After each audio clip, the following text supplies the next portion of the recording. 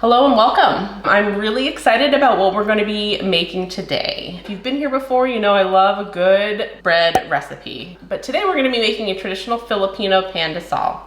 And this is something that I was introduced to through my husband many years ago. This is something he grew up eating a lot as a child, growing up in the Philippines, and it's a really nice roll and with a nice sweet touch to it. And it's one of my favorites.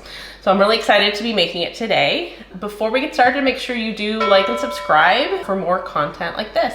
This is actually my mother-in-law's recipe. I will link the recipe in the description below. So if you'd like to make it, it's really easy and really straightforward, but it's really good. It's also really simple. So let's go ahead and get started. I'm gonna be using my mixer today since this is a bread recipe. So I have my mixing bowl here. And to that, I'm gonna add 1/2 cup of water. This is warm water that I've just warmed in the microwave for about 20 seconds or so. I'd want it around 110 degrees. So this is also just hot water from the tap as well. So I'm gonna add that to my bowl. And to that, I'm gonna add a tablespoon of yeast. This is just regular active dry yeast. And I'm going to add 3 tablespoons of sugar. So the sugar is going to be necessary.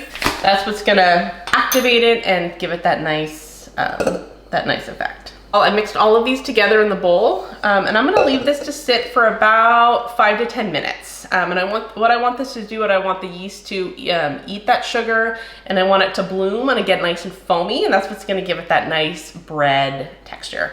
So we're gonna let this sit for a few minutes and I will see you back here then.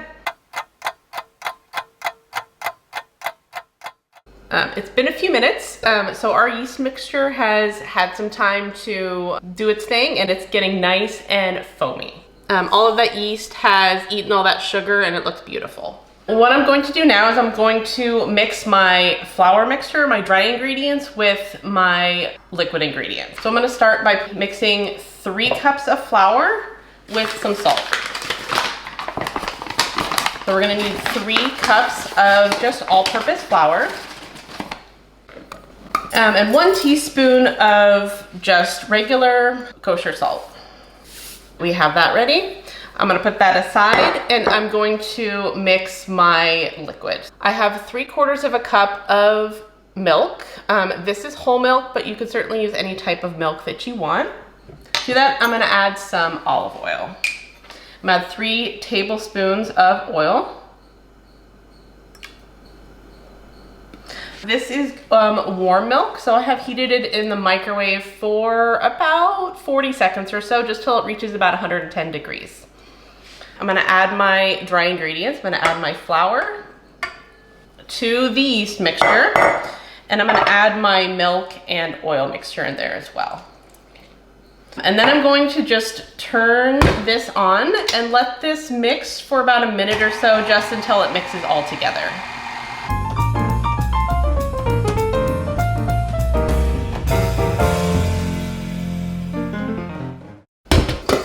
So we want it to look something like that, just until the dough is mixed together, because we're gonna mix it around a little bit more.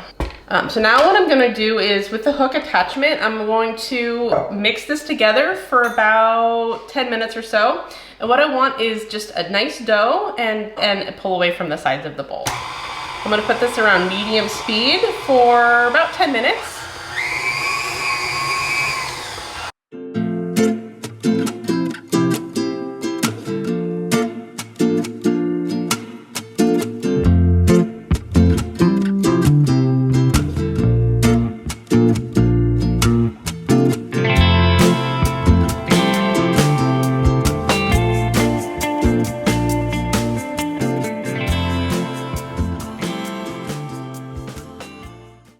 All right, so this has been going about 10 minutes and this is exactly what we want to see. So we want a nice dough. Might be a little bit sticky, but it has come together and it's come away from the sides of the bowl. So it is nice, it's just a solid dough ball. That is exactly what we want. So now what I'm gonna do is I have a greased bowl here. I'm going to go ahead and I'm gonna transfer the dough into the bowl, set it aside for our first rise.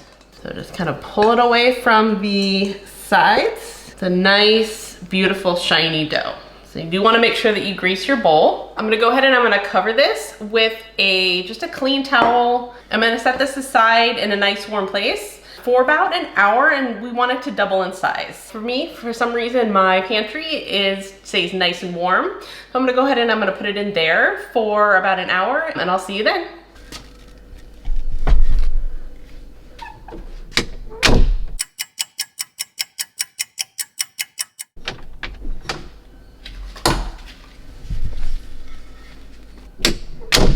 So it's been about an hour, maybe just shy of an hour, maybe 50 minutes, and our dough has risen beautifully. So we have a nice bouncy dough, and it is definitely doubled in size. So what I'm gonna do is I'm gonna roll it out. I'm gonna form it into the Pandesal rolls, and then I'm gonna set it for a second rise. All right, so here, I'm gonna go ahead and give it a good punch so I can deflate it. And then I'm going to roll it out on a clean surface. I'm using a cutting board, and I have just lightly floured this. Just to make sure that it doesn't stick. We are gonna roll it in breadcrumbs. So it really is just enough to make sure it doesn't stick. And what you wanna do here is you want to work with it a little bit just to form it into a rectangle. And then just take one side and fold it over on itself. Here, take the other side and fold it over on itself. So you have essentially like a tube. What you want to do is you just want to work with it and roll it into basically a log. That's what you want. We want it to be about 2 inches.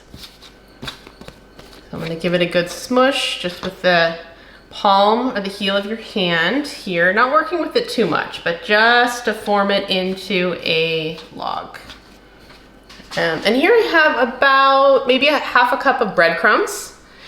So what I'm going to do is I'm going to take my dough and I'm gonna cut it into about 1.5 inch pieces. I'm just gonna take it, I'm gonna cut it into small, these are gonna be the individual Pandesal. Right away, I'm gonna put it into the breadcrumbs and just kind of roll it around, just to make sure that it is nicely covered.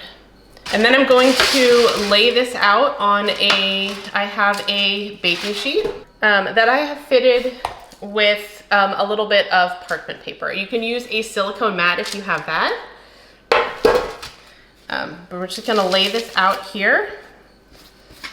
And then we're gonna cut it into maybe 1.5 inches.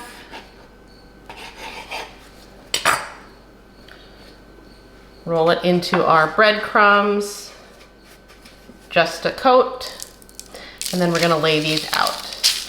I'm gonna go ahead and I'm gonna finish up with these, and then I will see you when we have them all prepared for our second rise.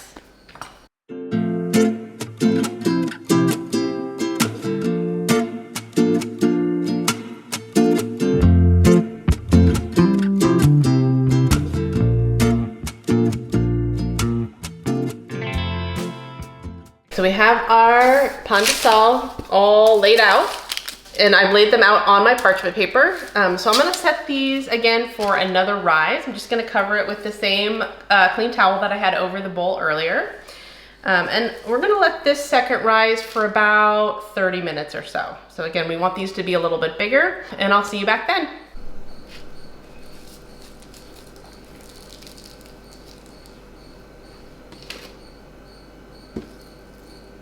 It's been about 30 minutes. I went ahead and I preheated the oven to 375 degrees. Our Pandesal are ready to go in the oven.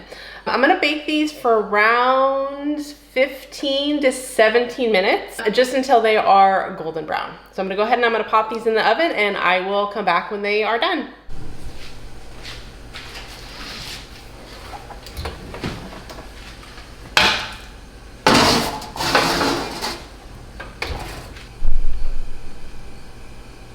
Our Pandesal are done, and they are out of the oven.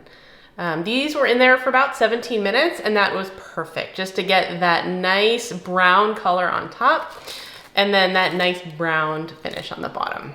Oh, and they smell incredible. Let's go ahead and let's Take a look. Ooh. Oh, these look really, really good and they smell incredible. Well, let's go ahead and let's give this a try with a little bit of butter. And these are great just with butter, also with like a nice hard cheese. It's also really good as well. Or dip it into your eggs. That is also my favorite way to eat it. This is kind of commonly a breakfast side or breakfast such as bread would be here in the States.